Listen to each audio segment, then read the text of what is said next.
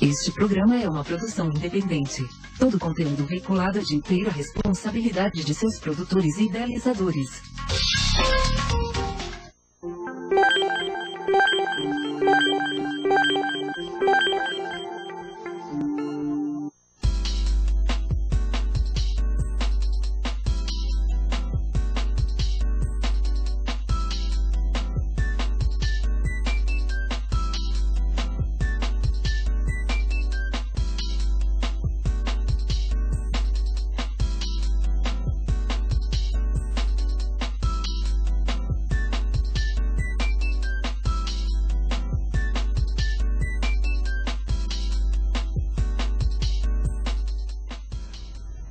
Boa tarde, Visão Plural desta tarde, 29 de janeiro de 2013, às 13 horas e 8 minutos. Tenho o prazer de entrar na sua residência e, ao mesmo tempo, colaborar para que você tenha alguma reflexão sobre algum tema que esteja na ordem do dia. Hoje nós vamos conversar com a psicóloga Valnei Arengue. Ela tem uma experiência multifacetada. Ela é capaz de falar de muitos assuntos. Mas eu vou começar com uma pequeno perfil de como ela se tornou psicóloga e por que ela se tornou psicóloga. Vamos lá. Olá, Patrícia, tudo bem? Tudo bem. Conta a sua. Boa tarde. Como é que você conseguiu virar psicóloga? Por quê? Porque, olha, na verdade eu tinha um desejo de ser advogada por alguns anos e depois, por acaso, fui pensando na vida e eu gostaria assim, então acho que eu vou fazer psicologia. Não tinha muita notícia do que era psicologia, não tinha não. Era uma menina, uma moça, era muito jovem, tanto assim, sem saber o que fazer. E eu gostava também de história, pensava, eu gosto de história. Aí eu prestei vestibular, passei em psicologia. E realmente fui parar na psicologia por acaso, de verdade, tá? E depois eu vi que eu passei em história também, mas acabei ficando na psicologia. Então a psicologia veio meio que, assim, não sei exatamente o que vou fazer. Acho que foi mais ou menos por aí. Não é aquela coisa assim, eu tinha adoração por psicologia, como todo mundo fala, sonhei desde a minha infância. Não foi nada disso. Entrei em psicologia porque entrei em psicologia, acho que não tinha uma visão, não sabia grande coisa. Era meio tosca. O psicólogo quase sempre, o jornalista, o psicólogo, algumas profissões se acham superiores aos seres humanos. Uhum. O psicólogo ser humano, qual é a qualidade que ele deve ter? A qualidade? É. Eu acho que uma das qualidades importantes é saber escutar, tá? E outra qualidade que eu acho importante que você tem que desenvolver, e às vezes você não tem, mas você tem que aprender, é a doação desta escuta, a paciência, a compreensão de que o outro não pensa e não vai andar como você. Então acho assim que tem várias coisas para você estar numa possibilidade de ser uma psicóloga clínica, que é o meu caso.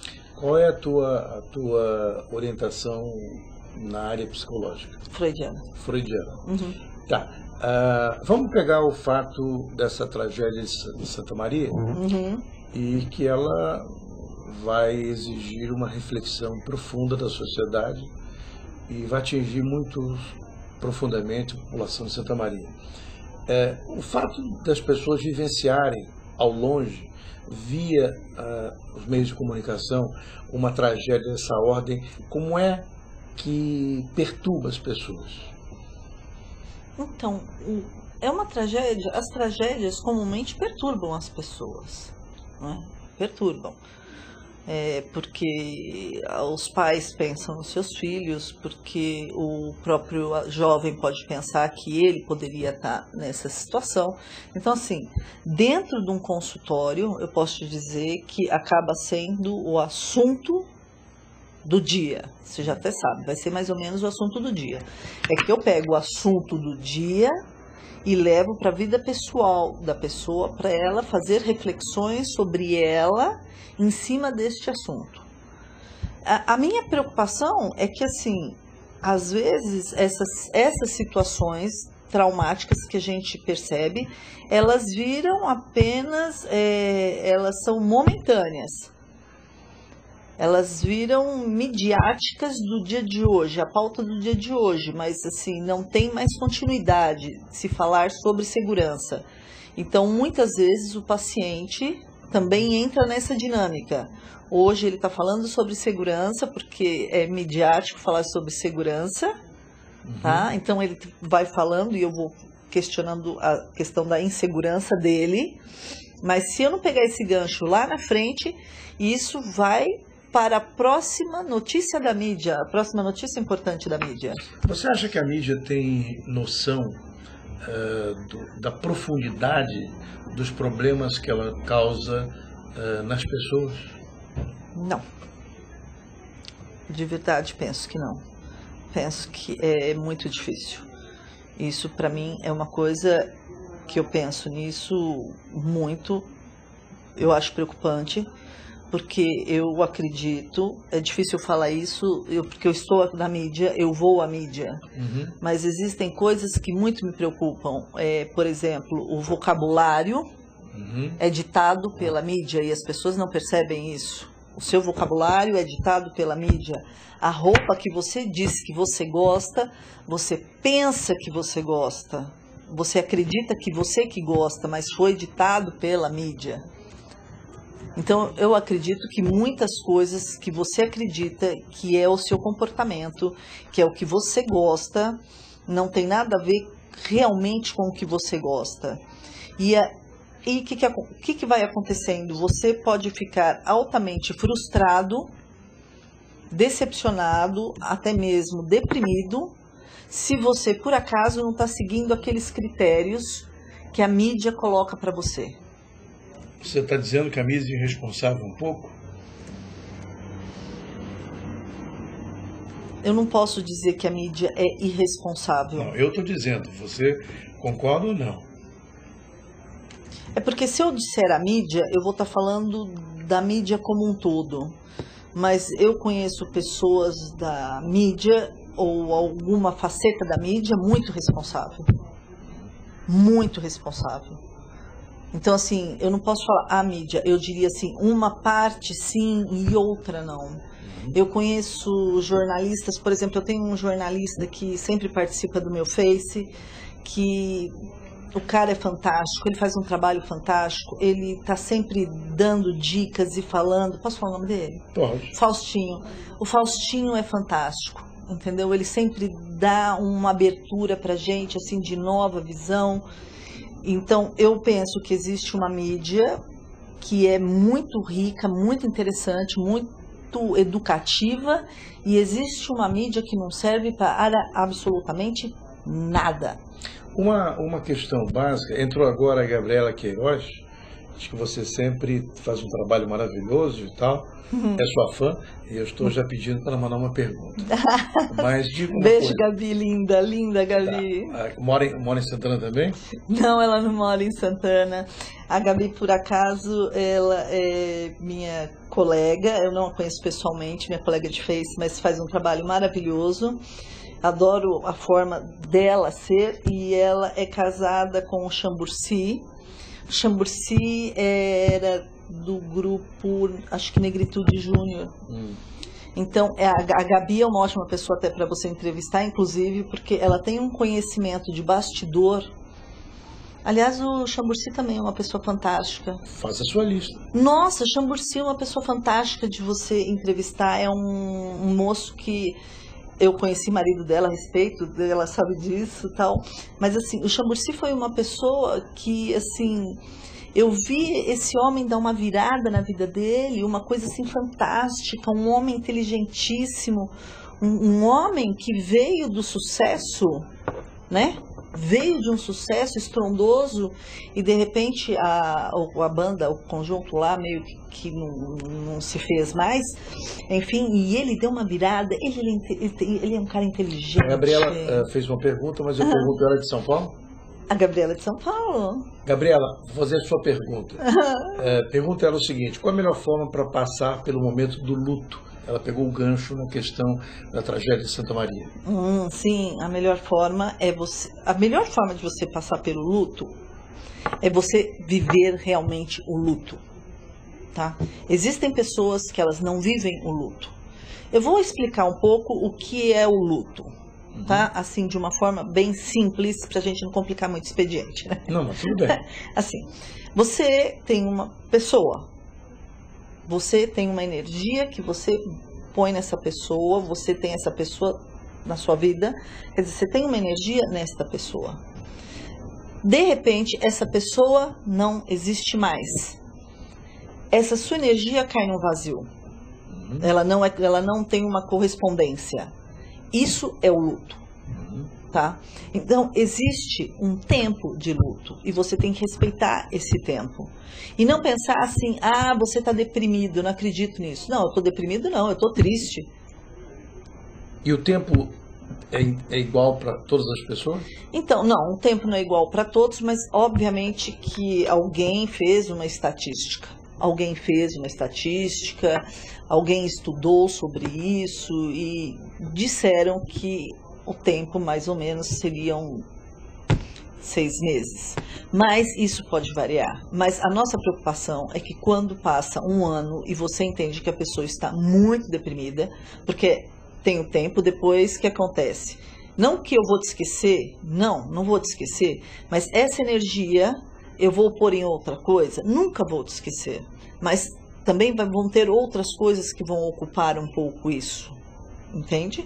Porque são Qual a diferença entre melancolia e depressão? Então, esse é o problema. A depressão, tá, é aquela patologia que compõe a tristeza, o choro e outras tantas coisas. Quando passou, tá? Quando passado, vamos dizer assim, os 6 meses, tá? A pessoa pode entrar numa melancolia, tá? Então é aquele estado perpétuo da tristeza. Então perpetuou essa tristeza.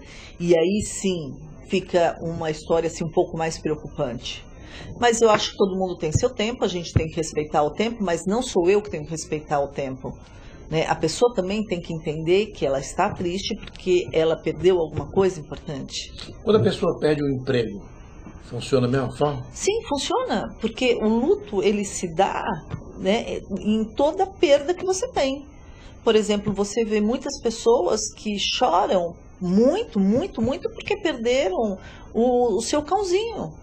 Elas entram num luto, um luto imenso, porque perdeu o cão, que o cão é muito importante para ela, né? O outro perdeu o emprego, o outro perdeu a namorada, perdeu... Então, assim, não é só uma questão de você perder o seu filho, ou sua esposa, ou sua mãe, não. É uma perda importante na sua vida. Os sobreviventes da tragédia de Santa Maria, que conseguiram ver os seus colegas, seus namorados e seus amigos na situação que viram, eles vão precisar não só do tratamento, como também vão ter que achar um vetor para a sua vida. Não. Eles vão evoluir como ser humano mais ou não? Mais rápido ou não? Não acho que a tragédia possa evoluir alguém, de verdade. De verdade. Eu tenho pacientes que já passaram por guerras. E, assim, na verdade, não houve uma evolução porque ele passou na guerra. Muitos que eu já estive junto, eles passaram por uma vida até muito difícil, por não compreensão, por tristeza mesmo, por ter visto toda uma desgraça mesmo, eu não tenho outro nome, desculpa. Mas assim, eu penso que esses moços que estiveram, possivelmente eles vão ter uma coisa que a gente chama de transtorno pós-trauma, né? Então, assim, é um transtorno que se dá por conta de um trauma que eu passei. Então, isso pode desencadear um processo de pânico, um processo depressivo, alguma coisa que possivelmente estava latente, mas que é o start, entendeu? Então, possivelmente pode passar por um transtorno pós-trauma e possivelmente vão passar por pesadelos, por angústia, porque afinal de contas, hoje ele está pensando no amigo que morreu. certo? Mas daqui a um tempo, ele também vai pensar muito que o desespero dele, que ele poderia ter morrido, né? Ele vai pensar também nele, não só no amigo, tá? Vai existir uma situação em que ele vai se ver na cena. E isso é muito angustiante. As famílias vão passar um tempo muito abaladas. Sem dúvida.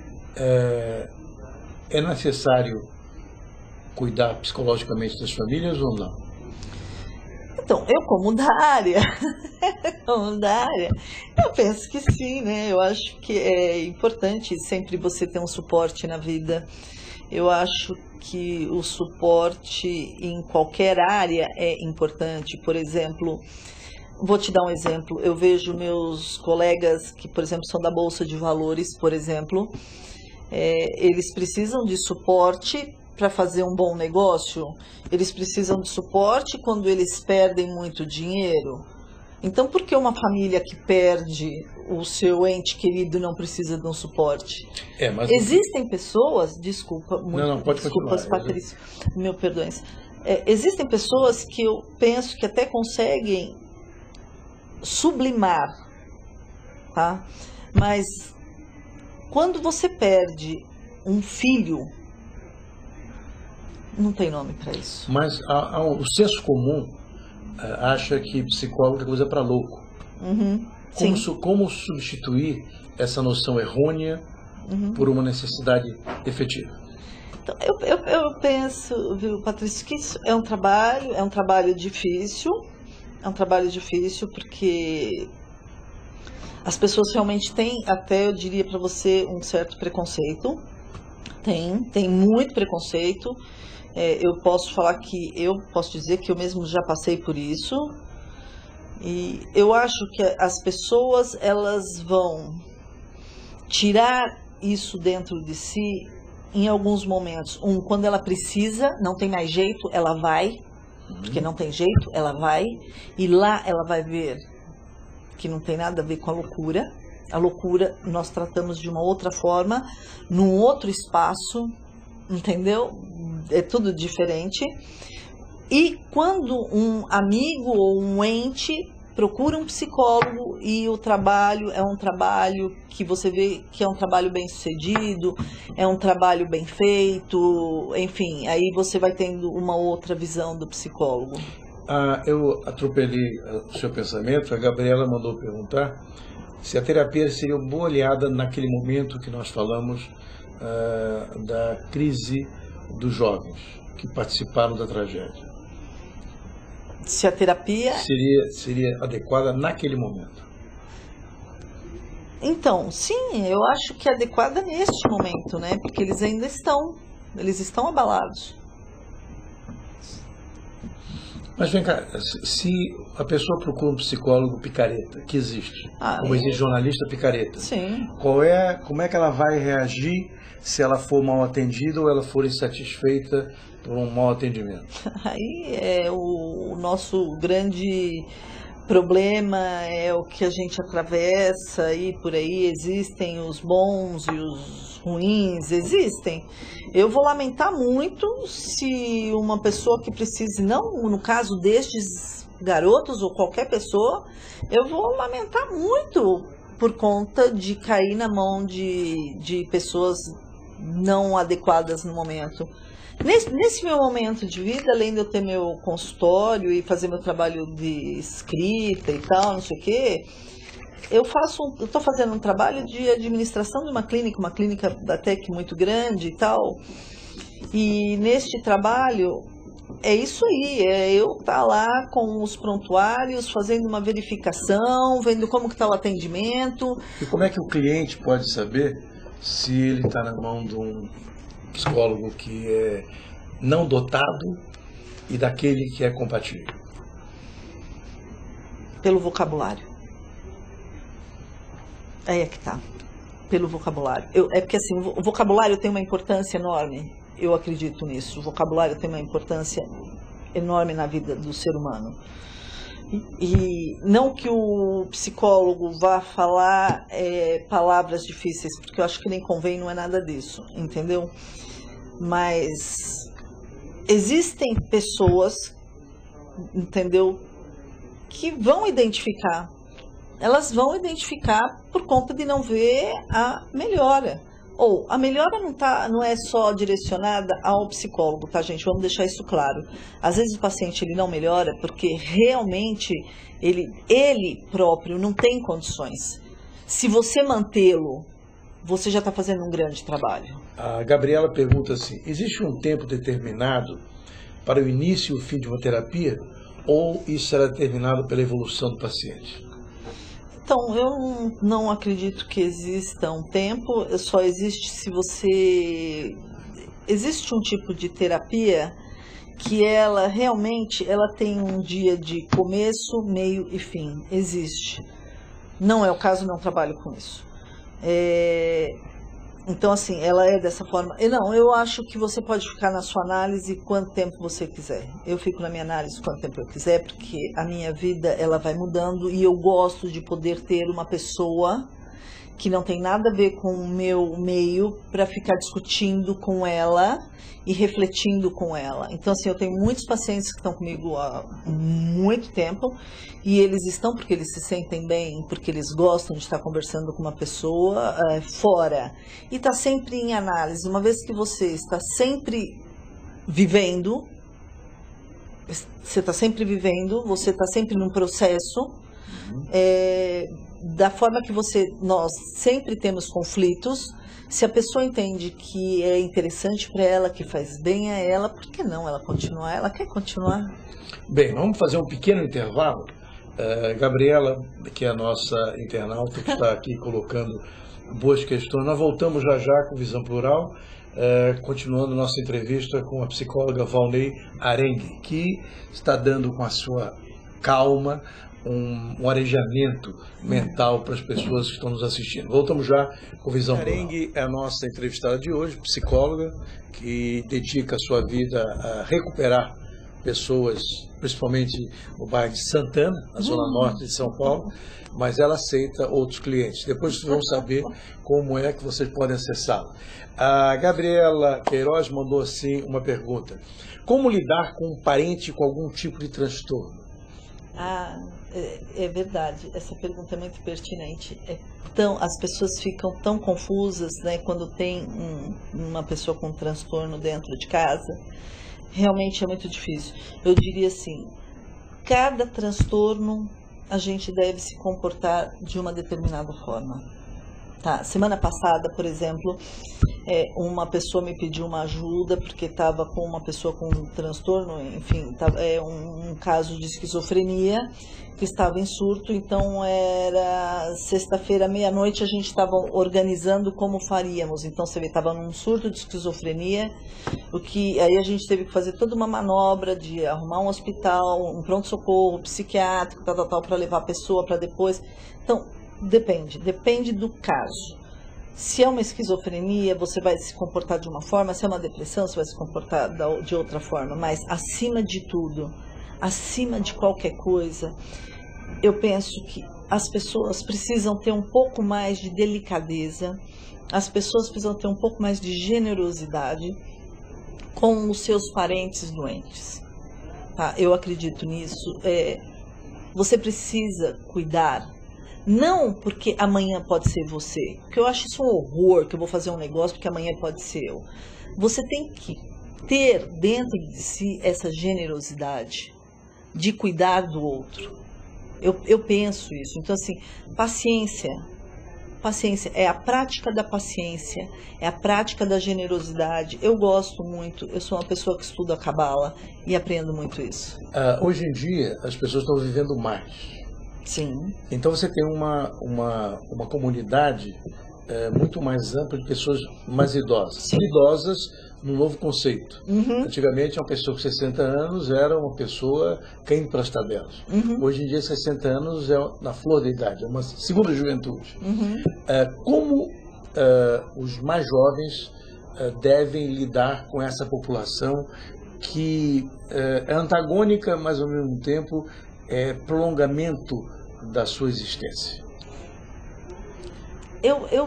penso o seguinte, né? A gente vê por aí, já comentei, já falei sobre isso, a questão do idoso, eu acho uma questão super delicada. Novamente, eu insisto, bato e rebato e falo na questão da paciência, da generosidade. Eu acho que você tem que educar o seu filho ensinando isso a ele. Esse exercício dessa prática.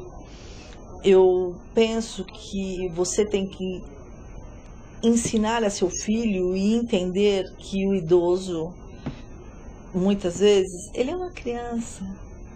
Eu acho tão engraçado. Vou falar uma coisa pra vocês que eu acho engraçada. Eu vim no interior, né? Assim, morei no interior muitos anos e tal. Você nasceu no interior? Não, eu nasci em São Paulo, mas fui pro interior. De Minas Gerais, uma cidade bem pequena, bem interiorzão mesmo. E eu lembro que lá, dessa época da minha infância, né? A gente via ali um senhorzinho e tal. E aí nós éramos crianças e a gente falava assim, né, assim, vovô tá meio gagá. E a gente até ria. A gente até dava risada das coisas que eles faziam. E os esquecimentos não eram vistos de uma forma tão terrível. E a gente ria e as coisas eram mais tranquilas. Hoje, Alzheimer. O alemão. Alzheimer. Então, o que a pessoa tem? Alzheimer. Então, ficou aquela coisa... Sabe, percebe assim? Olha o vocabulário. Lembra que eu estava falando para você do vocabulário? Ficou aquela coisa assim... né? Então, a família enlouquece, todo mundo não sabe o que fazer e tal, não sei o quê. E é mais ou menos, né, a mesma patologia que eu via, mas a gente tinha um outro olhar até mais tranquilo. Somente porque os jovens lidavam com os mais velhos. Lidavam. E aprendiam com os mais velhos. Muito. Aliás, eu acho que assim, a gente precisa, pelo menos eu tento fazer isso na minha vida, né, que eu faço sempre, não é que eu sou melhor, eu tento, vamos deixar bem claro. Eu tento fazer as práticas, né? Não só de ouvir o idoso, que eu adoro. O Yuri adora ouvir um idoso, meu filho. O Yuri adora. O Yuri tem paixão por ouvir as histórias dos idosos. Assim, que eu acho muito bacana. Mas eu acho que se você está disponível a aprender, você vai aprender conversando até com uma criança. Você vai aprender conversando com qualquer pessoa, até mesmo com aquela pessoa que você acha que você nunca vai aprender. Eu aprendo conversando com qualquer patologia. Eu não sou boba, não. Eu aprendo com todas as patologias. A tua clientela, tem duas perguntas aqui da Gabriela, mas antes de eu perguntar uma coisa. A tua clientela é em que faixa etária? A minha clientela não é de hoje, é o jovem adulto até pessoas de 70 anos. Tá. E não rompendo a ética, quais são os principais problemas que elas levam para o consultório? Hoje em dia, depressão. Depressão. Por quê? Porque a questão da depressão, o que eu penso, tá? O que eu penso. As coisas são hoje em dia é tudo muito rápido, eu não vou repetir isso, todo mundo sabe, é muito difícil a gente absorver tudo, isso é uma repetição enorme, eu ficar falando aqui, tudo é muito rápido, tudo é muito descartável, acho que todo mundo já percebe isso, sabe disso, seria uma grande repetição. Mas eu vou entendendo. Eu me perdi na pergunta agora, eu fui pensar na... Quando você se perde, eu vou fazer a pergunta da Gabriela. Vamos lá, me perdi, gente. Ela pergunta se a esquizofrenia tem cura. Não. A esquizofrenia é uma doença tratável, é diferente de uma doença curável. Então, uma pessoa que tem esquizofrenia, ela vai ter esquizofrenia. Então, é tratável como? Você pode manter o quadro de uma forma equilibrada. Existem vários níveis de esquizofrenia? Existem vários tipos de esquizofrenia, vários níveis. E assim, você tem que tomar este cuidado, tá? Você tem isso... Eu estava lendo até numa revista esses dias. O paciente, se ele foi diagnosticado por um psiquiatra, Um psiquiatra bom, é o psiquiatra que tem que fazer esse diagnóstico, não é o psicólogo, não. O psicólogo precisa parar com esse negócio de fazer diagnóstico. E qual a diferença entre o psicólogo e o psiquiatra? Então, o psiquiatra é um médico. E o psicólogo não é médico? Não, o psicólogo fez uma faculdade de psicologia. E o psiquiatra, ele fez uma faculdade de medicina. E foi se especializar na mente humana, nos transtornos. Então, é um psiquiatra que vai medicar. Então, você tem uma pessoa na sua casa, por exemplo, que tem esquizofrenia. Você vai levá-lo ao psiquiatra, porque é ele que vai fazer o diagnóstico. Gente, a gente precisa parar com esse negócio do psicólogo fazer diagnóstico. Psicólogo não é para fazer diagnóstico. Diagnóstico é com o psiquiatra. O psiquiatra fez, ótimo, deu a medicação, ótimo. Tem um momento que o paciente, ele fica bem. E ele tá bem, e ele por si só, ele quer se testar para se ver sem a medicação. Ou a família quer testar e tira uma medicação. Tirou uma medicação, o paciente vai entrar em surto, num surto possivelmente muito pior, é muito mais difícil de a gente trabalhar com o paciente. Então, se o paciente é esquizofrênico, ele é tratável. Se o psiquiatra disse vai tomar remédio eternamente, gente, vai tomar remédio eternamente. Qual o problema, gente? Precisa parar com esse drama. Olha, Gabriela, você está maluquete, mas eu vou fazer todas as suas perguntas. Olha, ela fala assim, cuidar é uma doação de amor? Cuidar é uma... relação de amor? Cuidar é... Ô, Gabi! Cuidar também é uma relação de amor. Se aprende generosidade e cuidar? Se aprende. Se aprende. Se aprende. Porque você, às vezes, você nunca pensou na hipótese da generosidade. Você não pensou, você está vivendo e você não pensa que você tem que praticar isso na sua vida. Aí um dia alguém falou, você ouviu, você deu atenção àquilo, você viu a importância e você começa muito devagar a tentar praticar a generosidade. A praticar. Ela mandou mais algumas perguntas, mas eu vou para a última. Ela pergunta se o esquizofrênico pode ter uma vida normal? Pode. Dependendo do grau? Dependendo do grau, sim. Dependendo do grau. Vamos deixar bem claro, existem esquizofrênicos que eles têm um afastamento do seu trabalho, né? Eles são aposentados, tá certo? Agora, eu não sei, Gabi, o que é uma vida normal. Não, então eu vou colocar para você. Um psicólogo, um esquizofrênico, se entrar num site de relacionamento e começar a se relacionar com alguma pessoa que ele conheceu pela internet, ele terá uma relação normal com essa pessoa ou não? Pela internet pode ser. Só pela internet? Pode ser. É isso que eu estou falando, dependendo do esquizofrênico. Dependendo do grau. Diz a Gabriela que ela ama os idosos, já cuida da avó dela. Não existe coisa melhor do mundo de poder retribuir tudo o que ela fez e faz pela Gabriela. Aí ela pergunta qual é o maior causador de uma depressão.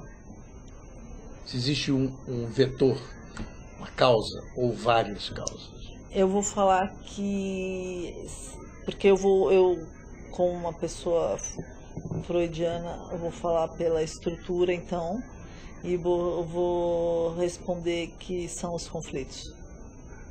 É muito difícil viver a vida hoje, eu penso isso, é muito difícil, porque são muitos conflitos internos, e isso eu acho que pode desencadear uma depressão, sim, entendeu? Agora, numa sociedade permanente de conflito, você tem conflito no trabalho, conflito com você mesmo, conflito com o seu parceiro, conflito com os parentes, conflito com as contas que você precisa pagar, o banco que te cobra, etc. e tal.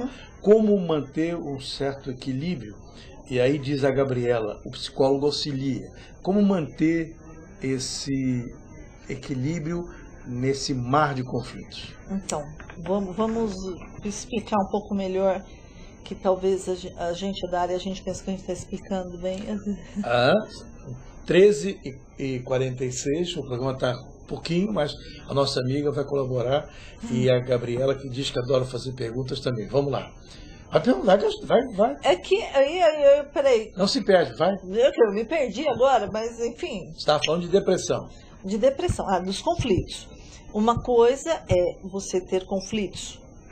Eu não tenho conflito com o meu banco. Eu não tenho um conflito com o meu trabalho, eu não tenho um conflito com isso, aquilo.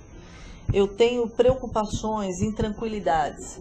Os conflitos, quando eu digo conflitos, tá? São conflitos internos de mim para comigo mesma, de não entender, de não ter algumas compreensões, porque hoje é bonito gostar do branco e amanhã é bonito gostar do negro. Hoje é bonito você falar A, amanhã é horrível você falar A. Vamos falar de moda, já que você falou de modismo. Moda. Tá na moda as mulheres quererem ter contato sexual com outra mulher. Sim. Como é que você explica isso? Oi. É modismo? Então. Ou é fantasia mal realizada? Aí você me pegou, né? Porque aí você conseguiu me pegar. Agora você conseguiu me pegar, ó. Pegou ali na veia para eu falar. Mas pode falar, aqui não há censura, aqui não é TV Globo. Pois é, aqui fala tudo. Mas você sabe, eu na condição de psicóloga, eu tenho muitos crivos do que posso falar e não. Então vai no crivo que você pode. Você sabe como que é? Você Sei. é muito crivada, você pode falar isso, não pode, porque as pessoas vão falar, a Valnei falou, não sei o que, ela é psicóloga, pá. Eu lembro, há uns anos atrás, que começou a passar na Rede Globo uma novela em que duas meninas se beijavam. E nesta época o meu filho fazia colegial, tá? E as meninas se beijavam, ainda não havia esses beijos tão públicos. Técnicos. Na televisão. Os beijos existem, tudo bem, ótimo, mas ainda não tinha ainda na televisão, era uma novidade. O que aconteceu? O meu filho dizia pra mim, mãe, as meninas na escola estão se beijando mais, as meninas se beijam a toda hora. Entendeu? Eu acho que a condição da homossexualidade não é uma opção e nem uma questão sexual. Eu acho que você se apaixona por uma pessoa do mesmo sexo, tá? É a paixão pelo mesmo sexo, e aí você a beija, você faz sexo com ela, porque isso faz parte deste relacionamento.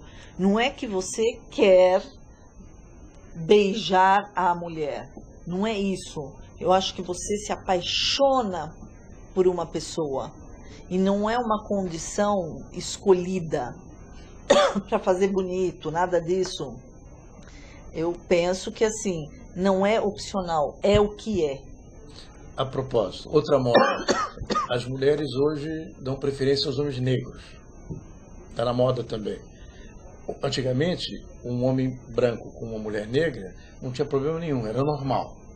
Era normal, mas não era moda. Hoje, o inverso é moda. Por quê? Olha, de verdade, eu nem sabia que era moda. Você está atrasada.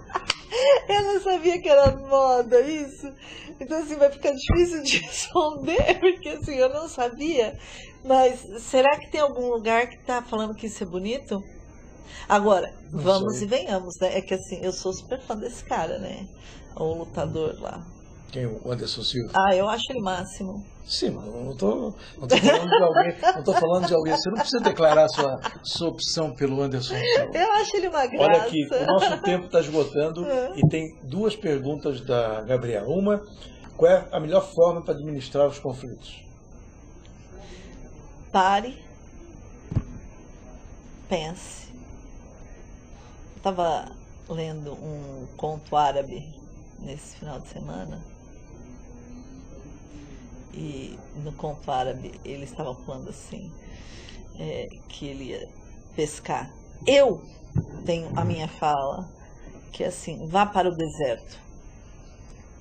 Vá para o deserto. Eu sempre falo isso, vá para o deserto. Isso significa, para resolver um conflito, vá para o deserto. Vá ficar com você um pouco.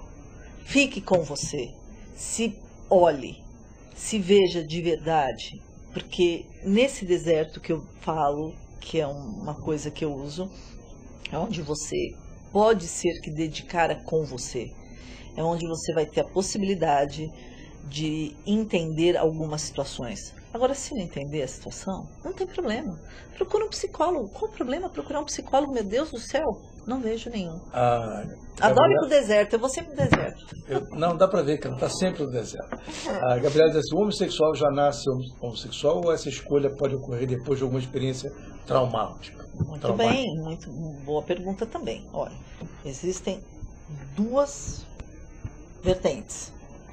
Uma vertente que diz que é da psicanálise e que diz que não que é traumática. Não tem trauma, né? Mas existe uma condição no momento do Édipo, ok? Então você não nasce, você se torna. Ponto. Essa é uma. Outra, neurociência, certo? Com novas descobertas, novos pensamentos. Não, você nasce. Tá? Alguma coisa no gene e tal, você nasce. Pronto. Simples assim. A pessoa é e pronto. Então, sem causar muitos transtornos ou problemas. Eu acho que nós temos problemas tão maiores, tão mais importantes, que assim, eu conheço homossexuais maravilhosos, íntegros, entende? E conheço heterossexuais da pior espécie. E aí? Tá cheio. Bem, como ficamos?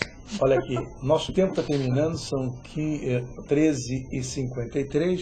O tempo que eu tenho, quem quiser falar com a doutora Valnei Arengue, para onde deve se pronunciar? Eu tenho meu Facebook, que é minha casa, assim, que eu gosto muito. Então qual é? Meu Facebook é Valnei Arengue. Valnei Arengue. Valnei Arengue, que é o E. Então, dá a palavra do Arenque, para a pessoa não errar. A-R-E-N-Q-U-E. Ui, nós estamos na pegadinha das letras, hein? Agora no final. Agora é o seguinte, é só acessar lá o Valnei Arengue. Tá. Quem quiser marcar consulta com você também por lá. Não, já vou falar que não. Já vou falar, não. A minha agenda hoje está fechada, não tem espaço, não tenho espaço para ninguém. Minha agenda já começou o ano fechada, minha agenda está fechada. Não vou deixar ninguém na fila de espera, não tem fila de espera. Se alguém precisar de alguma ajuda, eu faço indicações.